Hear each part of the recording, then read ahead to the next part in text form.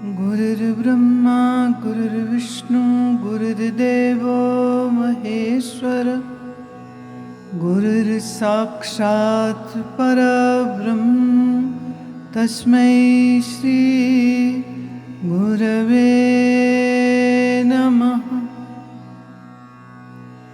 ध्यानमूलं गुरुरमूर्ति पूजामूलं गुरुर्पदं मन्त्रमूलं गुरुरवाक्यं मोक्षमूलं गुरुकृपा।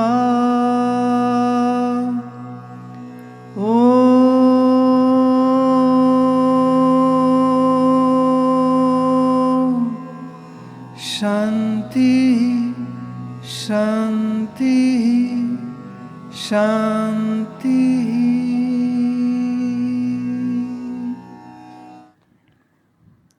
साधक का प्रश्न है कि बाकी तो समाज का, रिश्तेदार, मित्रता आदि का सब नाम बराबर संबंध रह गया है, परंतु स्टाफ के साथ जब बातचीत करते हैं तो उनकी शिकायतें, नकारात्मकता, ये सब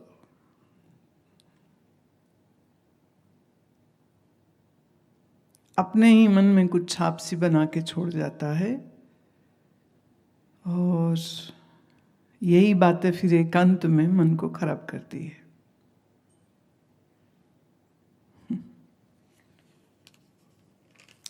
इसमें आपका ज़्यादा ध्यान जो है ना वो दूसरों पर जा रहा है कि दूसरे क्या सोचते हैं, दूसरे क्या कहते हैं, दूसरे क्या करते हैं। अब ये जो दूसरे हैं ना आपके आसपास में, इनके पास बुद्धि अगर होती तो वो नहीं होते ना। एक अगर हम जनरल आईक्यू लेवल्स देखेंगे तो बहुत कम है। कई एक वैज्ञानिकों का तो ये कहना है कि जितनी शायद 15 साल की उम्र तक अकल ग्रो करती है लोगों की, उसके बाद ग्रो ही नहीं करती, वही के वही रह जाते हैं। क्योंकि जो आप एकेडमिकल स्टडीज करते हैं उसमें जो बातें आप पढ़ते हैं उसको रटना है और फाइनल एग्जाम में उसको लिख देना है जितना आप लिख सको, और बस बात खत्म हो जाती है। उसमें आपकी बुद्धि का विकास कहाँ होता है?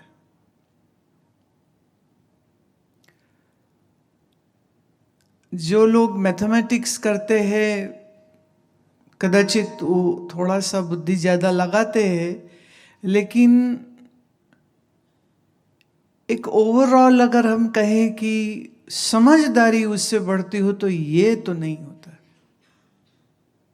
माने वो अपने विषय को तो शायद अच्छे से जानते होंगे, लेकिन वो विषय के अच्छे जानकार होने के बाद भी क्या उनका मन उनके नियंत्रण में होता है? क्या वो स्वभाव से निश्चल होते हैं? इसलिए शिक्षा आपको ज्ञानी नहीं बनाती।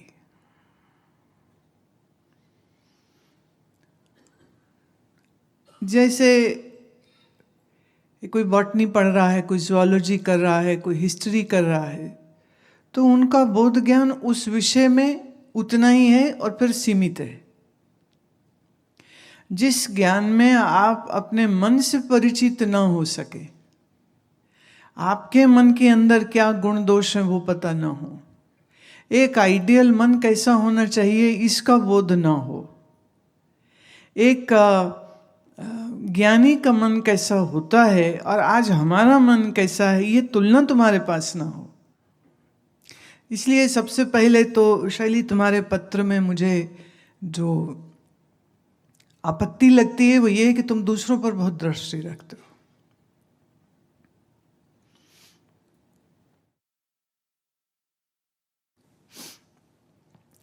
संत नामदेव जी कहते हैं कोई भला कहो कोई बुरा कहो, हम तन दियो है डार, लोगन की चतराई उपमा तय बैसंतर डार। कोई मुझे अच्छा कहेगा, कोई मुझे बुरा कहेगा। मैंने अपने शरीर को ही जब अपने ममत्व के घेरे से बाहर कर दिया है, तो लोगों की कही हुई अच्छी या बुरी बातें बस उसको तो अग्नि में मैं डाल देता हूँ, अपनी वैराग्य अग्नि में डाल देता हूँ। और यहाँ आपको ये बात का ज़्यादा फिक्र हो रही कि दूसरे क्या कहते हैं। अब वो भले स्टाफ हो कि रिश्तेदार हो कि परिवार हो, बेचारे अपनी मूढ़ता के ही गुलामी हैं। और जो अपनी मूर्ता की गुलामी में है वो भी उतना खराब नहीं होता जो ज़्यादा खतरनाक बात होती है तो मूड, पर वो अपने आप को समझदार समझता। अब ये और डेंजरस बात हो जाती। एक वो लोग होते हैं जो कहते हैं हमें तो कुछ समझ ही नहीं है, हमें तो कुछ अक्ल ही नहीं है, हमें तो कुछ पता ही नहीं, और फिर वो हर बात में चुप रहते, अपना ज्ञान नहीं, अज्ञान अपना नहीं वो बाँचते। और कुछ लोग ऐसे होते हैं कि जिनको ये लगता है कि उन्हें तो सब कुछ पता है नहीं, पर उन्हें लगता है उन्हें सब कुछ पता है, और फिर वो अपना प्रवचन सारा समय सुनाते रहते।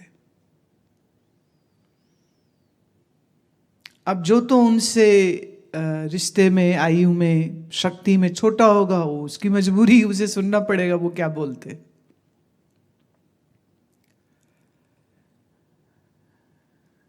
पीछे अभी वो पूर्णानंद पढ़ाता है जब ग्रंथों को, तो इसने एक बार कहा कि कुछ लोग इतना ज़्यादा मतलब बोलते जाएंगे। अब हम शिष्टाचार और सामने वाले को बुरा नहीं लगे तो इसकी सीमा रेखा क्या है।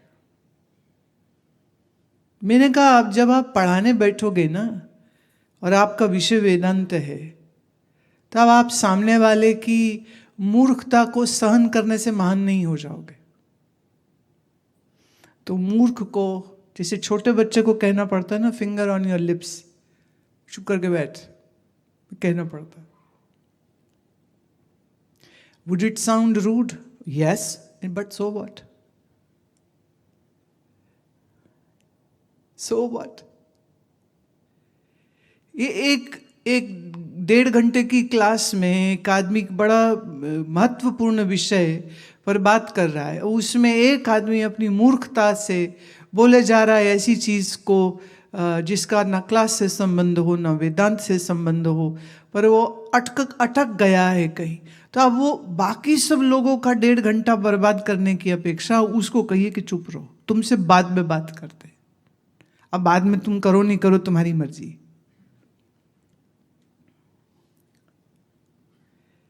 अनफॉर्चुनेटली लोगों के पास ज्ञान कम होता है पर अभिमान ज्यादा होता है। अब अपने उस अधकचरे ज्ञान का फिर वो प्रदर्शन करते रहते सारा समय। अब ऐसी मानसिकता वाले लोगों के बुक्स में आप अच्छे रहे, ऐसी सोच कितनी ऊंची हो सकती।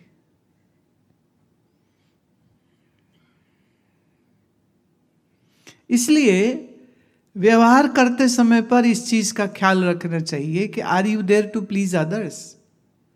तुम दूसरों को अगर खुश करने निकले हो तो फिर तो आप जीवन बर्बाद अपना भी कर लेंगे, क्योंकि दूसरों ने तो खुश होना नहीं। अब लोग अपने माँ और बाप और बुजुर्गों के बुराई भी करने में चूकते नहीं कि उनने ये ठीक नहीं किया, ये ठीक नहीं किया, ये ठीक नहीं किया। ये करते तो हमारे लिए ज्यादा अच्छा होता। इसलिए दूसरों की सोच, अब ये दूसरा महत्वपूर्ण पहले आपने बनाया ही क्यों? और वह सब आपके बारे में क्या सोचते हैं, अगर ये सोच आपके चित्त में पड़ गई तो ये जानिए आप अपनी साधना का तो बिल्कुल बंटाधार कर देंगे। अब क्या है, एक साधारण जो दिमाग का आदमी है उसको या तो गप लड़ाने में मजा आता है, या अपना दुख का बखान करने में मजा आता है, या दूसरों की जिंदगी में क्या तकलीफें चल रही वो जानने में भी उनको बड़ी रुचि होती। और जब उनको मालूम हो सामने वाले की जिंदगी में ये गलत है, तो अंदर ही अंदर बड़े खुश होते हैं कि मेरे तो ये सब नहीं है। मेरे तो ये सब ठीक है, अंदर अंदर इसका भी वो मजा लेते हैं कि मैं ऐसी मुश्किलों में नहीं हूं और ये है, और मैं बड़ा पुण्यवान हूं, मेरे ये मुश्किल नहीं है, और इसके है तो कंफर्म पापी है ये।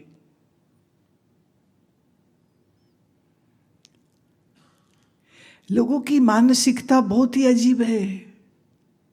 वह आपके दुख में भी अपना सुख ढूंढ लेते हैं, और अगर आपने कहीं ये बताया कि आप सुखी है, वो ज्यादा दुखी हो जाते हैं। अब ऐसे लोगों की सोच और ऐसे लोगों की मानसिकता को तृप्त करने की चाह मन में कभी नहीं रखिए आप। Let it go.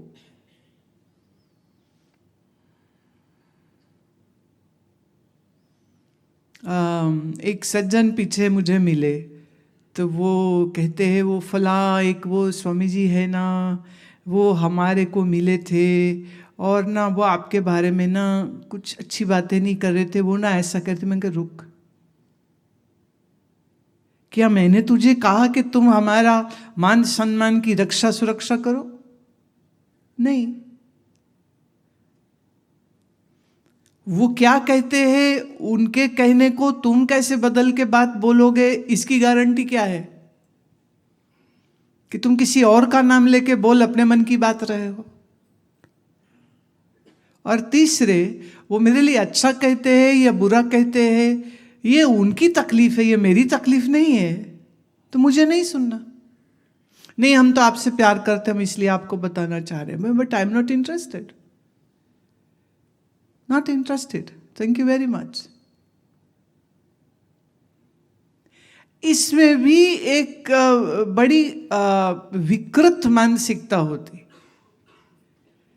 कि कोई आदमी आके ये कह रहा है कि तुम्हारे मान इज्जत का कस्टोडियन मैं हूं, वो तुम्हारी बुराई कर रहा था, मैंने तुम्हारे ब्याह पे लड़ाई लड़ी। अब चक्कर ये है कि ये जो सज्जन पुरुष है, ये भी एक साधु ही है, पर हमने उनको भी टोक दिया ना, आई हैव नो इंटरेस्ट। न बात मेरी कीजिए कि दूसरे मेरे लिए क्या कहते हैं, और ना मुझे इस बात से फर्क है कि आप मेरे बारे में क्या सोचते हैं।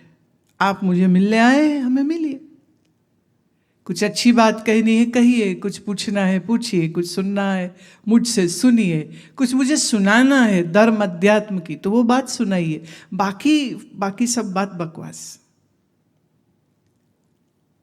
सेंसिबल होना पड़ेगा। तो कहीं कहीं पर क्या है, आप शायद इग्नोर नहीं कर पाते हो चीज़ों को, शायद उन लोगों को चुप नहीं करा पाते हो, इसलिए मजबूरी में उनका कचरा अपने मन में डालते रहते हो। और या फिर थोड़ा और होशियार हो जाइए, और होशियार ये है कि तुम नाटक करना सीख जाओ। जैसे एक महात्मा को वो ट्रेन में चढ़ने लगे, प्लेटफॉर्म पे आए हैं, अपना सामान ट्रेन में चढ़ा रहे थे, बिस्तर बंद था, एक अटैची था, एक पानी का बोतल था, उनके साथ जो लोग उन्हें चढ़ाने आए हैं, उनका सामान चढ़ाने की अपेक्षा सबको इस बात की रुचि ज़्यादा थी कि महाराज के चरण छू ले हम, और महाराज की चिंता ये थी कि ट्रेन चल जाएगी, इसलिए हम पहले अपना सामान अंदर टिका ले। अब लोग तो सुनते नहीं है ना, वो लगे हैं अपना पाँव छूने में। तो ये जो महात्मा थे ना, तो बोले अब टांग मारूंगा, पैर पेरा पकड़ा तो। कैसे मूर्ख लोग है, अगर करना है तो पहले मेरी मदद कर लो कि मेरा सामान चढ़ जाए, मैं सीट पे बैठ जाऊं, फिर कर लो तुम प्रणाम। मैं अपना बोझ ढो रहा हूं, मैं अपना काम कर रहा हूं, और इनको पैर छूने से फुर्सत नहीं लग रही। तो उनने कहाँ परवाह करी कि मेरे चेले मेरे से गुस्सा हो जाएंगे कि गुरुजी कह रहे टांग मारूंगा तुम्हें मैं।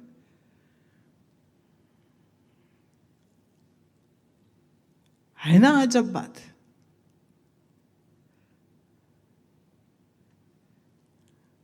प्रणाम करने की विधा है, इस विषय में मैं कहती हूँ। कई बार जैसे एयरपोर्ट पे, या अभी हम मुंबई से वडोदरा ट्रेन में गए तो और ज़्यादा लोगों के नज़दीकी से आपको मिलने का हो जाता है। तो अब लोग प्रणाम कर, एक है हाथ जोड़ के नमस्कार कर दिए, चलो बहुत अच्छी बात है। एक ने खाली सर झुकाया, मैं उससे भी खुश हूँ। ये जो लोग अचानक से घुटने की तरफ मेरे पांव बढ़ाते हैं ना, जहर लगते हैं। तो चरण स्पर्श होता है। चरण स्पर्श भी तब होता है जब गुरु अपने आसन पर बैठा हो, और चरण स्पर्श भी सिर्फ उसके बहुत आज्ञाकारी, अनुशासित, संयमी साधक शिष्य को गुरु आदेश दे दे, परमिट कर दे कि हाँ तुम अब स्पर्श करो तो करो, अन्यथा गुरु के सन्मुख जमीन में नतमस्तक होना चाहिए, तुम्हारा माथा जमीन में लगना चाहिए। अभी कहाँ किस शास्त्र में लिखा है कि घुटने को छुओ? अच्छा, घुटने को भी छूना नहीं है, वो इसे जैसे होता ना, ये अरे क्या सांप की तरह आते हो, व्हाट इज दिस? अब वो भीड़ है, लोग है, पब्लिक प्लेस है, तो फिर वहां पर एक ही चीज बचती है कि जो निकटतम शिष्य साथ होते वो फिर मेरे अराउंड एक घेरा बना लेते। मैं ये जो मिसाइलें तान लेते हैं अपने हाथों से, मुझे लगता अरे हम चल रहे, सीढ़ी उतर रहे, तुम क्या बेवकूफी कर रहे हो? और फिर हमारे क्या शिष्य जो है इन मूर्खों से हमें बचाते हैं। फिर मैं मूर्ख ही कहूंगी। प्रणाम कैसे करना चाहिए ये तो कम से कम सीख लो पहले। एक शिष्टाचार जो होता है उसकी समझ होनी चाहिए। महात्मा खा रहे हो, पास जाके प्रणाम ना करिए। बात कर रहे हो, पास न जाइए।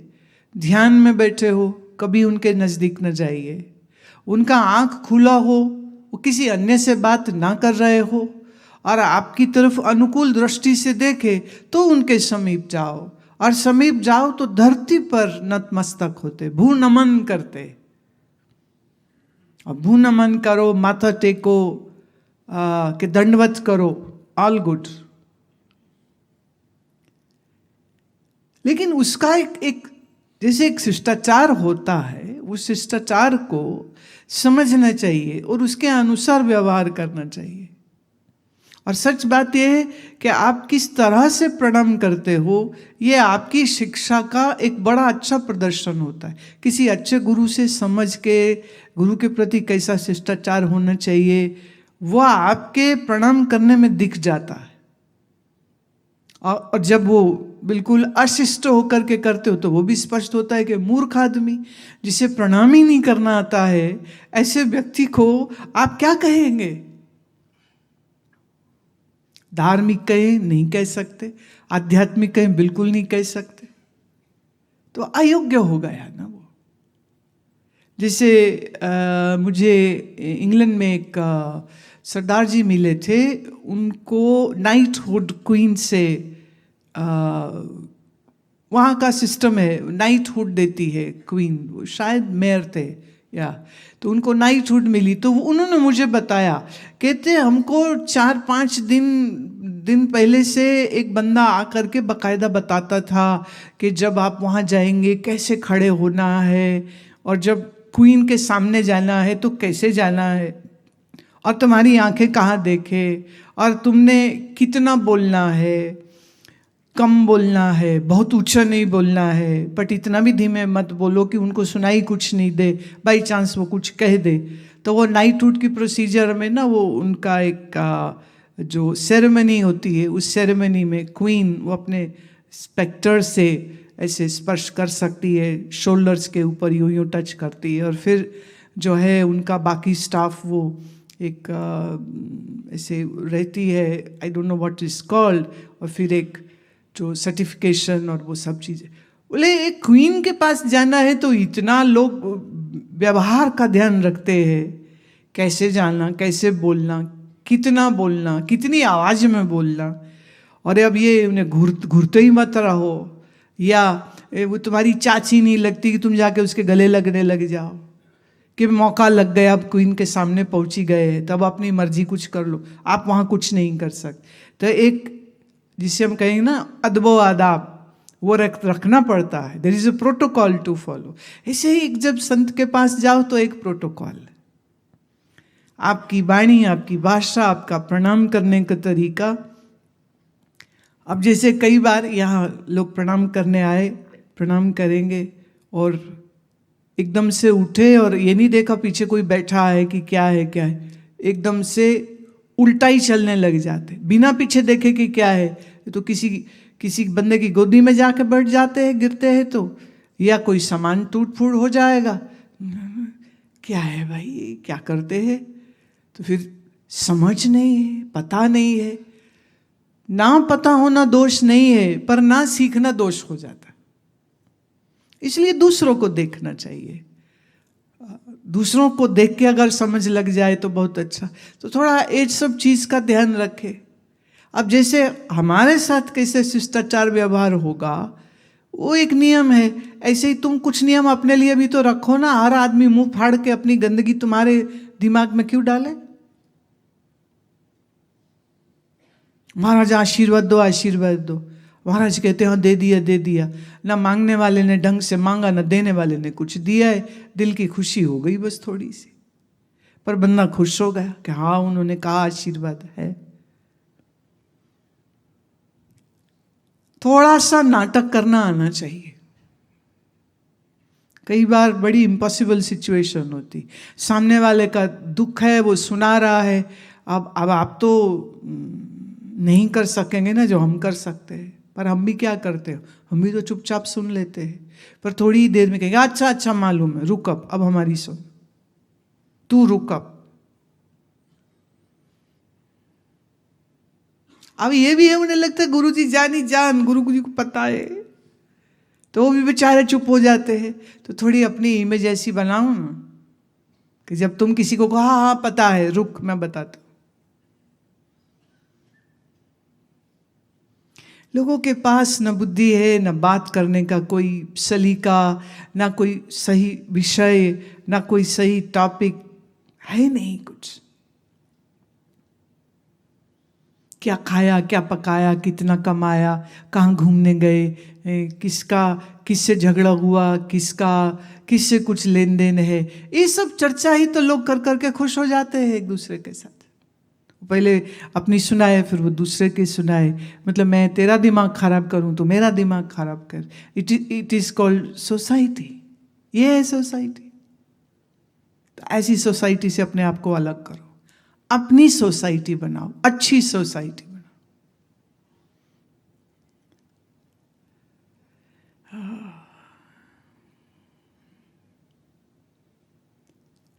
जब तक आप यत्न करके स्वयं की बुद्धि का सुधार नहीं करेंगे, आपके आसपास बुद्धिमान लोग नहीं आएंगे। अच्छा एक और बात कहती हूं, मूर्खों के मित्र बहुत सारे होते हैं। अगर आप सही में विद्वान होंगे ना, आपके मित्र नहीं हो सकते। The most brilliant minds lived alone, क्योंकि उतना ब्रिलियंस सबके पास है ही नहीं।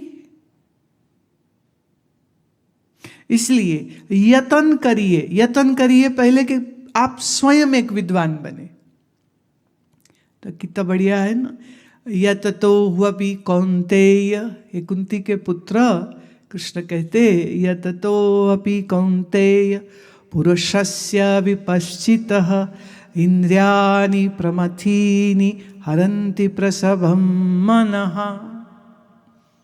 यत्न पूर्वक विद्वान बनो, यत्न पूर्वक विपश्चितः विद्वान तुम बनो। और बिना यत्न किए कोई विद्वान नहीं बन सकता। यत्न करके विद्वान बनिए, और फिर जब आप अपनी सारी अकल बुद्धि का विवेक पूर्वक का उसको आप बढ़ा लेंगे, तो तुम्हारी स्वयं की इंद्रियां तुमको जबरदस्ती संसार की ओर नहीं धकेलेंगी। अब कोई आया है, पता है कि ये बंदा फालतू में बातचीत करेगा, तो उस समय आपकी बुद्धि तुम्हें सावधान कर देगी ना, अपने कानों की सुरक्षा करो। राग द्वेष की बात करेगा, क्या निकलेगा उसमें से? ये इसकी उसकी बुराई करेगा, क्या निकलेगा उसमें से? पर अगर आपके पास विद्वता नहीं है, अगर आपके पास विवेक बुद्धि नहीं है, फिर तो कोई भी बैठे और जो भी बोलेगा तुम सुनोगे, बल्कि तुम तो मजा लोगे उसके, जो भी वो कह रहा है उसमें मसाला लगा के कल तुम किसी और को भी सुनाओगे। फिर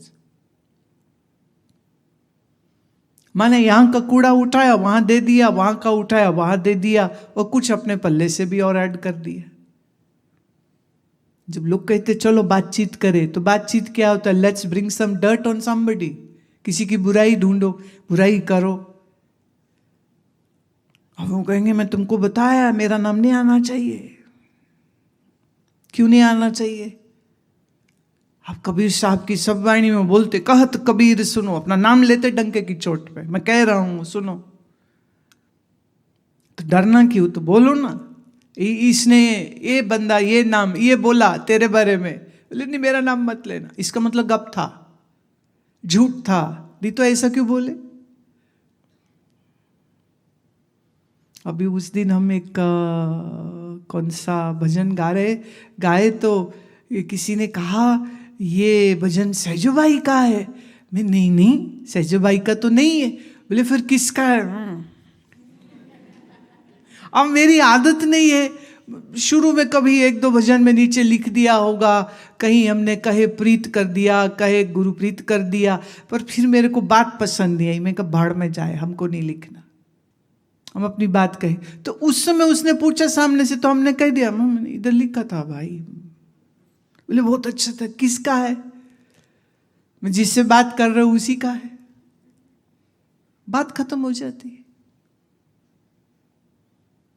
हम विद्वान बने, हर चीज का देखो, जो चीज श्रवण करने के बाद तुम्हारा अध्यात्म बढ़े वो सुनो, और जो बातें सुन के तुम्हारा अपना अध्यात्म का कुछ दोष आ जाए, ऐसी बात कभी ना सुनो। जो खाने से तुम्हारा स्वास्थ्य अच्छा हो और मन शांत हो वो जरूर खाओ, पर जो खा करके तुम्हारे अपने देह का नाश हो और मन का भी नाश हो, ऐसी चीज मत खाओ। क्या पिए? जो पीने से होश बढ़े, स्वास्थ्य अच्छा हो पियो, और जो पीने से तुम्हारा लीवर बिगड़े, मन बिगड़े, बेहोशी हो, वो मत पियो। वाइन, लोग आजकल wine is really being popular. मैं अभी एक और कहना चाह रही हूं, जब किसी को कोई खुशी हो, कोई पार्टी करनी हो ना, तो वो हमेशा बाहर ढाबा, होटल, रेस्टोरेंट में जाते हैं। मैं ये नहीं कह रही मत जाओ, पर एक बात तुमको सुनाती हूँ। पिछले दिनों हमारे यहाँ एक पेशेंट आए हुए, देखने में बिल्कुल स्वस्थ, एकदम स्वस्थ, लेकिन उनके दोनों फेफड़े ऑलमोस्ट 90% खत्म हो चुके थे, क्योंकि उनके फंगल इन्फेक्शन थी लंग्स में। स्टेरॉइड्स पर थे, बहुत हैवी स्टेरॉइड्स पर थे, और जैसे ही वो उनके सब रिपोर्ट वगैरह देखे, तो मुझे बाद में उन्होंने बताया डॉक्टर्स ने कि ऐसे आज एक पेशेंट आया है। तो मैंने कहा तो फिर अब आप सोचिए, वो शाम के समय सबके साथ घर में भी जैसे बैठता है, ऐसे ही वो यहाँ भी सबके साथ बैठा हुआ था। और ये कैन बी सो कंटेजियस कि अगर किसी का इम्यूनिटी कंप्रोमाइज है और वो ऐसे किसी पेशेंट के संग बैठ गया, तो वो उसकी भी तबीयत बिगड़ेगी। तो इसलिए जैसे कोविड के टाइम पर मास्क मस्ट हो गया, राइट? क्यों? क्योंकि वो सांस के जरिए, हवा के जरिए जो वायरस है वो ट्रैवल करता, तो बोले वो पहनो, अभी नहीं पहनेंगे तो दिक्कत हो जाएगी। अब आप मुझे बताइए, जब आप बाहर भोजन खाते हो, बनाने वाले की तबीयत कैसी थी? क्या उसका मेडिकल चेकअप होता है? सोचने की बात है। अभी जब हम एक बार कहाँ ट्रैवल कर रहे थे, पहाड़ में, तो सब बोले चाय के लिए रुक जाएं, ड्राइवर को ज़रूरत थी, मैं चलो रुको। तो जैसे ही हम रुके तो जो चाय बनाने वाला था ना, तो इतनी जोर से वो उन्होंने कान में उंगली मारी, फिर उन्होंने नाक में भी उंगली मारी, फिर उन्होंने जब मैं तो नहीं पी मैं अब नहीं पी सकते। अब उसको बोले 2 बार हाथ धो है, ये कर, बर्तन तेरा साफ नहीं है, तो कुछ भी है ना, सात्विकता तो नहीं मिलेगी आपको। वो एक सज्जन अभी गए थे मथुरा, तो उनने वहां ली लस्सी, तो जैसे ही वो लस्सी आई ना सामने, तो उसमें इतनी बड़ी बड़ी 2 मक्खियां। तो वो दुकानदार को कहते, देखो भैया क्या है इसमें? बोले क्या है इसमें? तो उन्हें ऐसे 2 हाथ उंगलियां अपनी मारी उसमें और यूं निकाली, करे अब नहीं है पीजिए। बोले अरे क्या मक्खी है, छिपकली थोड़े ना है ये, इतना क्या घबराना।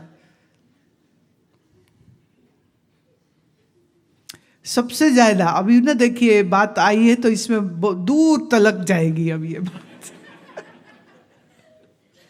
जो लोग शौच जाने के बाद, मतलब 2 नंबर जाने के बाद साबुन से हाथ नहीं धोते हैं, उनके हाथों में ई कोलाई से लेके एच पाइलोरी तक बैक्टीरिया हो सकता है।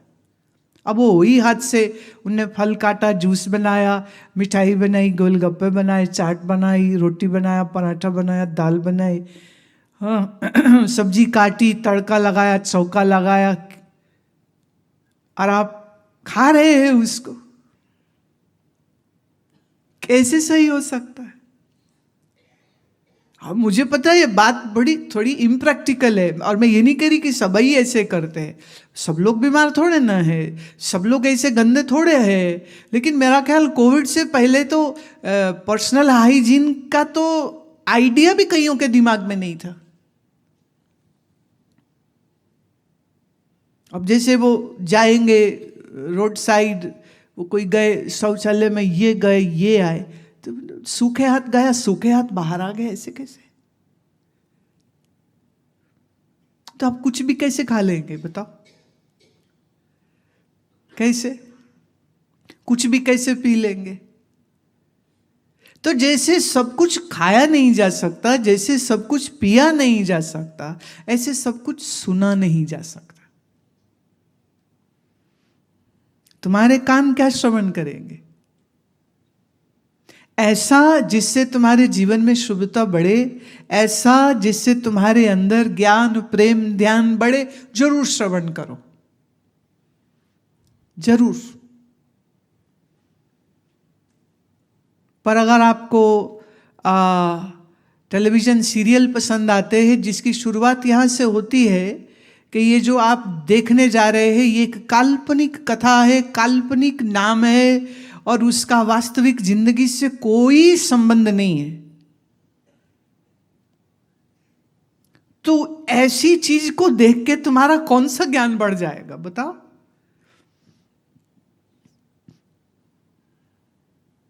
They do write this, no? Statutory warning comes in. This is a fictitious story around fictitious imaginary characters. No relationship with living or dead. Dead से भी नहीं, किसी इतिहास से भी कोई संबंध नहीं, जीवित से भी कोई संबंध नहीं। तो तुम कौन हो? मुर्दा? तुम तो जिंदा हो। तो पढ़ना है तो जीवंत साहित्य पढ़ो, जीवंत साहित्य पढ़ो, जिसके पढ़ने से तुम विवेकवती बनो, जिससे तुम्हारी बुद्धि का विकास हो, जिससे आपकी समझ बढ़े।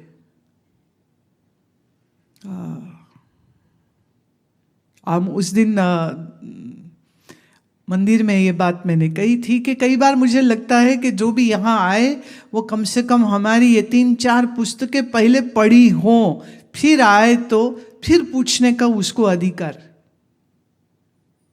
जैसे उदाहरण के लिए हम कहेंगे, अगर आयुर्वेद के मूल सिद्धांत, the basic principles of Ayurveda, अगर ये पढ़ी होगी तो वो बीमारियों की जो मुझे चिट्ठियाँ लिख देते वो कभी नहीं लिखी, क्योंकि उसमें हमने स्पष्ट किया, उसमें अच्छे से ये बात बताई, प्राणायाम आसन की भी बात उसी में बताई। अब अगर ये पढ़ेगा, उसका ज्ञान है, उसके अनुसार उसका अभ्यास है, तो बहुत सारी समस्याएं वहीं से निकल जाती है। समाधान वहीं मिल जाएगा आपको। ऐसे एक पुस्तक हमने योग से आरोग्य दी, योग निद्रा एक छोटी पुस्तिका एक और बना करके दी, माइंड अनरेस्ट हिंदी में वही है, मन के पार। अब मन की जो मुसीबत तुम्हारे पड़ी रहती है सारा समय, थोड़ा समझो तो सही ना कि मन क्या है, कैसे काम करता है, कहाँ अटकता है, कहाँ ये हमारा मन फंस जाता है, कहाँ हमारा मन हमें दुख के नर्क में गिरा देता है, क्यों हमारा मन चीज़ों को पकड़ लेता है, क्यों हमारा मन हमेशा भविष्य की चिंता करता रहता है, क्यों हमारा मन लोगों को माफ़ नहीं कर पाता है, क्यों हम अपने ही दोष देखते नहीं हैं और दूसरों के तो इतना छोटा भी हो तो वो भी पहाड़ जितना बड़ा दिखता है तुम्हें, क्यों ऐसा मन करता है। तो what is the mechanism and functioning of the mind, अब मन के पार पुस्तक में इसके विस्तार से मैंने चर्चा दी है। अब आप अगर इतना जानते हैं, पढ़ते हैं, बहुत सी चीज़ें, क्या बोलूँ, सेल्फ हेल्प हो जाएगा आपको। अब आप एक दफ़े ठीक से समझ ले लेते हैं, ठीक से उस ज्ञान का एप्लीकेशन जीवन में कर लेते हैं, तो जीवन की बहुत सी मुश्किलें आएंगी ही नहीं। पहली बात आएंगी ही नहीं, और उसके बावजूद कुछ आते तो हम बैठे हैं ना, ये आपके लिए ही तो बैठे हैं। तुम्हारे घर में आके कोई अपना कूड़ा कचरा फेंक दे तो क्या आप उसको परमिट करोगे? मतलब घर के अंदर छोड़ो, तुम्हारे घर के गेट के आगे कोई डाल जाए तो भी झगड़े हो जाएंगे कि यहाँ क्यों डाला। तो अगर हम अपना आंगन साफ रखते हैं, घर का मेन गेट साफ रखते हैं, अपना ड्राइंग रूम भी साफ रखना चाहते हैं, तो बेचारे तुम्हारे मन ने क्या दोष किया? मन साफ नहीं होना चाहिए क्या? मन मल रहित नहीं होना चाहिए क्या? तो मन में किसी का कूड़ा कचरा हम क्यों ले?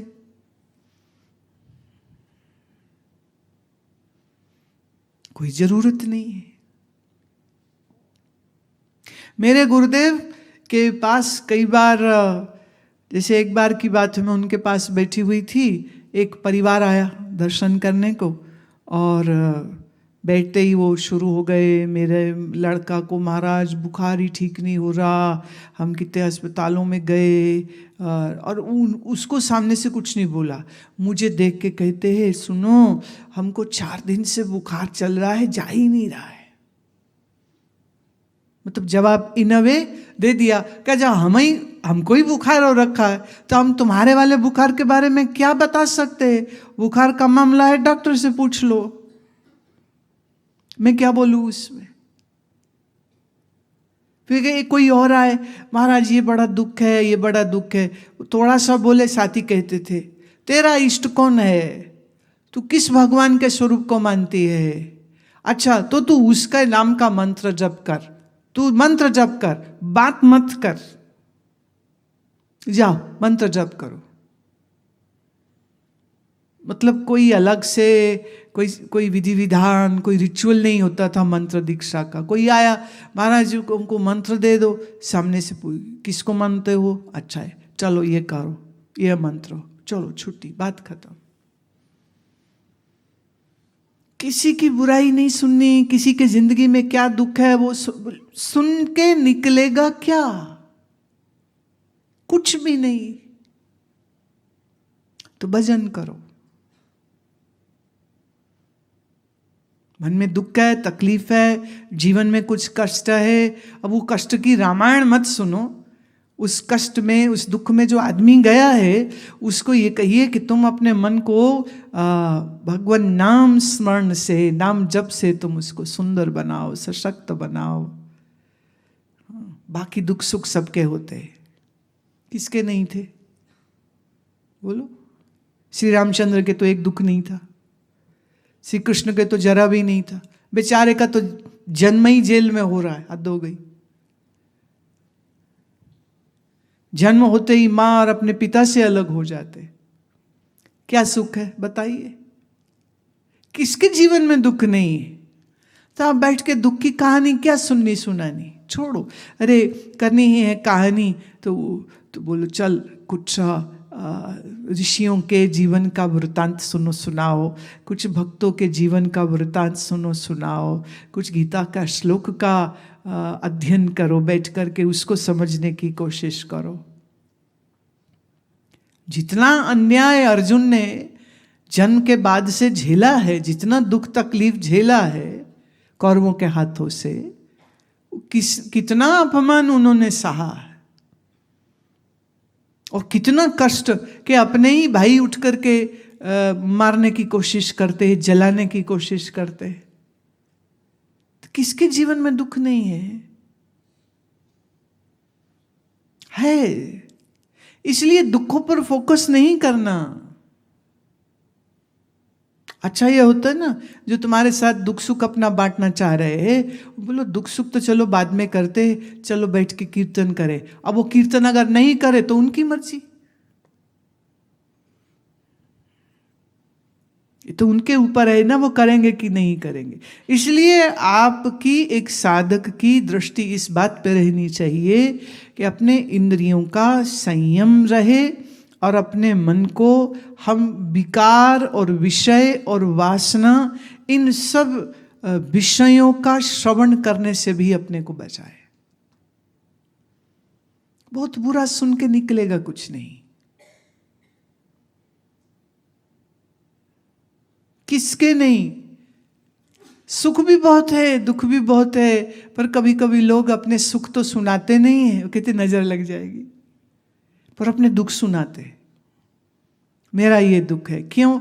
जब दुख हो तो दुख के बाद सुनने वाले सहानुभूति करेंगे, राय देंगे, पर आप एक चीज नोट करिए, इसमें उनको अटेंशन मिल रही है। तो जितने अटेंशन सीकर होते हैं वह हमेशा ध्यान अपनी ओर आकर्षित किए रखने के लिए अपने दुख को बढ़ा चढ़ा के बोलते। एक आदमी ने कहा कि मैंने इतने सारे पैसे देके हॉस्पिटल में इतने सारे टेस्ट कराए, कुछ भी नहीं निकला। पत्नी कहती फिर तो पोस्टमार्टम करा लो। या इतने सारे टेस्ट करने पे कुछ नहीं निकला तो फिर पोस्टमार्टम ही बचा, वो करा लो फिर तो कभी कभी क्या है, थोड़ा ये लहजे से बात समझानी पड़ती है। क्या करेंगे? तो मन में अपने इतना स्थान किसी को मत दीजिए। क्या आप मुश्किल से तो मन तुम्हारा सही रास्ते चलना शुरू हुआ है, काहे बिगाड़ो उसको।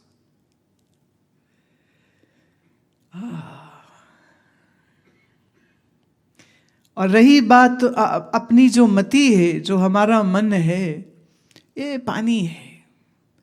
ये हमने एक पतीले में डाला पानी, पतीले को रखा आंच पे, गैस पे, सेक अग्नि का लग रहा है पतीले को, डायरेक्ट पानी को नहीं लग रहा। सेक किसको लग रहा है? पतीले को। उबलता कौन है? अब आप चाहते हो पानी नहीं उबले तो क्या करो? पतीले को आग तक जाने ना दो। अब ये कहे हमने पतीला तो चढ़ाए बगैर हम रह ही नहीं सकते, तो मेरा जवाब है फिर पानी खौले बगैर रह ही नहीं सकेगा। तो ये तुम्हारे शरीर रूपी पतीले में ये जो मन रूपी पानी है ना, अगर इसको ठीक रखना है तो इस शरीर रूपी पतीले को बुरे लोगों की संगत में मत बैठाओ। बैठाओगे बुरी संगत में, उबल मन जाएगा तुम्हारा। इसलिए संगत करिए साधकी, संगत करिए साधकी, जौ की भूसी खाए। दिखे जो पामर कोई, दूर से ही भगाए।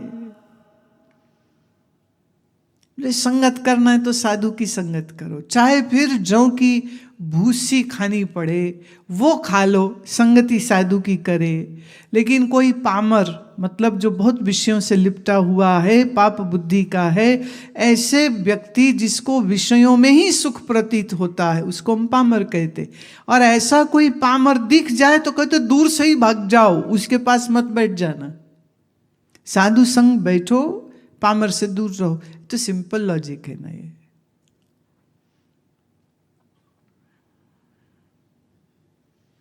एक हमारी सत्संगी माता, उसके घर में कुछ एक रिश्तेदार, उन्हें आना था, शादी थी, तो कुछ लोग उनके यहाँ रुक रहे थे। तो कहती कि ये सब औरतें मेरा दिमाग खाएंगी, तो मैं अपने आप को कैसे बचाऊं। तो उन्होंने तरीका ढूंढ लिया। जैसे ही वो बेल बजी ना कि रिश्तेदार आ गए, तो उन्होंने अपना आसन बिछाया, माला हाथ में पकड़ी और बैठ गए, अपना जप करते रहे। तो बहू ने, नौकर है, सब ने उनको अच्छे से खिलाया पिलाया, चाय नहाना धोना सब हुआ, वो उतनी देर वहीं बैठे रहे। जब उनका ठीक जाने का टाइम हुआ तो उन्होंने अपनी माला छोड़ी। नमस्ते, अच्छा जा रहे हो आप? ठीक है। मैं माता बड़ी जुगत लड़ाई तुमने तो। बोले अब इतना चटर पटर वो बोलते हैं और बिल्कुल बेसिर पैर का बोलते हैं, तो मुझे सुनना नहीं है। तो वो जैसे आए तो वो पाठ का गुटका खोल के बैठ गए। देखने में, अरे अच्छा तो पाठ कर रहे, चलिए बाहर आ जाओ, बाहर आ जाओ। तो पाठ कर रहे, वो पाठ नहीं कर रहे थे, वो अपने आप को बचा रहे।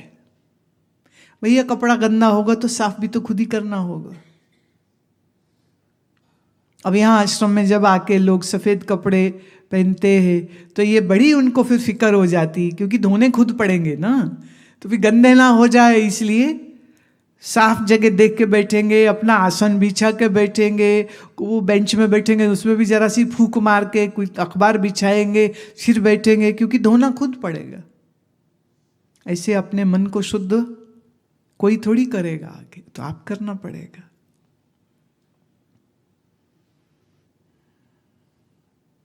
इसलिए दूसरे क्या कहते हैं, सबसे पहले तो ये सोचना छोड़ो, भीड़ के पीछे मत चलो। भीड़ तुम्हें अच्छा कहे ये सोचो मत, भीड़ तुम्हें महान कहे ये सोचो मत, भीड़ तुम्हें बड़ा बुद्धिमान कहे ये सोचो मत। भीड़ का काम है सिर्फ उंगली करना। वो खुद बेचैन है, वो ऐसी ऐसी बातें बोलेंगे, तुम्हें भी बेचैन करेंगे। इसलिए फालतू की बात कोई नहीं, भजन करो। तो थोड़े से ना हनुमान चालीसे रख लो अपने वहाँ ऑफिस में, जो आवे ना स्टाफ दे दिए करो, ये मुश्किल है ये मुश्किल है, बोले बेटा पाठ करो 21 पाठ रोज के।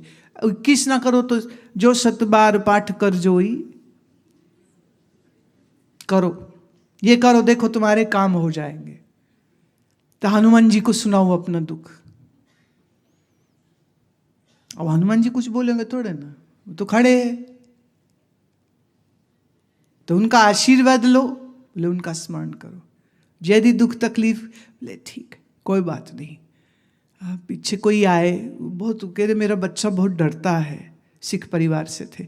मैंने कहा अच्छा चलो सुनो। मैं कहा ये चौपाई तो हमने रिकॉर्ड पीछे किया था, गाया था चौपाई साहब का जो है। तो मैंने कहा ये वाला वीडियो तुम अपने फ़ोन में डालो। उनने डाल लिया। मैं कहा अब तुमने ना इसको 5 बार सुबह में रोज़, और सुबह नहीं करो तो फिर शाम को 5 बार करना। 11-12 साल का बच्चा कर लोगे 5 बार, जरा सा तो है वो। और फिर सुनना है, ऑन कर दिया, सुनते गए, साथ बोलते गए। फिर कुछ समय बाद वो बच्चा आया दोबारा, मैं आप कैसे हो? बोले ठीक। आप डर लगता है? बोले बिल्कुल भी नहीं लगता। मैं क्यों? बोले वो है ना हमरी करो हाथ देर अच्छा, पूर्ण हुई चित्त की इच्छा। बस अब तो मैं गुरु जी को बोल देता हूँ, गुरु जी मेरे संग संग है, मान लो मेरा काम आसान। पुराने महात्मा यही करते थे, ज्यादा वेदांत में नहीं ले जाते थे। बोले इतनी सी तकलीफ के लिए इतना सा उपाय ही बहुत है। अब जैसे वो ग्रो करेगा अकल से, उम्र से, फिर धीरे धीरे वो लोग ज्ञान की तरफ ले जाते थे। लेकिन ज़्यादा कर क्या है, ये तकलीफ है ये कर लो, ये तकलीफ है ये कर लो। तो एक स्वामी जी थे, वो हमारे शहर आए, वो तो और भी हद थी। वो अपने सत्संग में बोलते थे, जिसके ब्याह नहीं होता हो वो कन्या ये वाला जो दोहा है इसका वो पाठ करे 108 बार, तो उसकी 3 महीना में शादी हो जाएगी। तो हुआ ये कि मेरा उनका मुलाकात थी, तो मैंने कहा स्वामी जी वैसे ये आप क्या कर रहे हो? कह रहे जी देखो जो आ रहा है, स्वामी जी आशीर्वाद दो, बेटी का ब्याह नहीं हो रहा, इसका मंगली है, इसका ये है, इसका वो है। तो इसलिए मैंने कहा वो एक एक को एक ही बात कितने बार बोलूं? तो मैंने इसलिए ये कि जो चौपाई सीता जी ने बोली थी ना माँ दुर्गा को, वही वाली चौपाई, उनको राम जी मिल गए, तुमको भी मिल ही जाएंगे, तो तुम भी करो। कहते अब करेंगे तो अच्छा है, नहीं करेंगे तो मेरी जान तो खलासी हो गई ना। बोले यहाँ तो जो आता है वो किसी का शादी नहीं, किसी का दुकान नहीं। तो मैंने कहा आप कुछ और भी बात बता दो, खाली यही बताओगे? तो वो हंसे, कह रहे कोई नहीं, छोटे बालक है, उनकी कन्याओं के मन में बड़ी चिंता थी, तो इसलिए हम ऐसी बात बोल देते। मैं पर ये तो थोड़ा और ठीक से समझा दो। कह रहे चक्कर ये है मैंने ठीक से समझा दिया तो बहुत ही समझदार हो जाएंगे, और अगर बहुत ही समझदार हो गए तो तुम्हारे ही संग चल पड़ेंगे फिर ये लोग लड़ेंगे हमसे, स्वामी जी ने हमारे बच्चों का घर छुड़वा दिया। इसलिए कहते हम इतना ही बोल देते हैं जिससे उनके मन के सांत्वना। कुछ नियम होना चाहिए सबका, कि ये मंत्र का जप जरूर करना है। अब लोगों का है नहीं, मंदिर में जाके घंटी बजाया, भगवान को नमन करके आ गया, ये इतने से बात नहीं बनेगी। को मंत्र का नियम होए, बैठे आसन में थोड़ा जप करे, कुछ पाठ करे, कुछ तो करे ना। फिर धीरे धीरे प्राणायाम सीखे, फिर धीरे धीरे ओंकार की ध्वनि करनी सीखे। और सोचो ओम की धुनी में मन लग गया तो न शादी याद रहने वाली है, न कुछ और, न सीढ़ी, ना स्यापा छूटे। तो अब सबसे छुट्टी पाने के लिए तो साधना में उतरना पड़ेगा। अब आम लोगों की साधना में तो रुचि है नहीं, तो फिर कम से कम पाठ करने में तो लगा देना चाहिए उनको कि पाठ करो। एक थे पंडित सूर्य नारायण, बड़े विद्वान ज्योतिषाचार्य थे। जैसे किसी को उनने कहा, वो छोटे उम्र की लड़की थी, जैसे हो जाता है ना कि लड़की लड़के का प्यार हो गया, घर वाले माने नहीं, घर वाले मार पिटाई कर रहे लड़की की, और बड़ा झगड़ा झांसा था।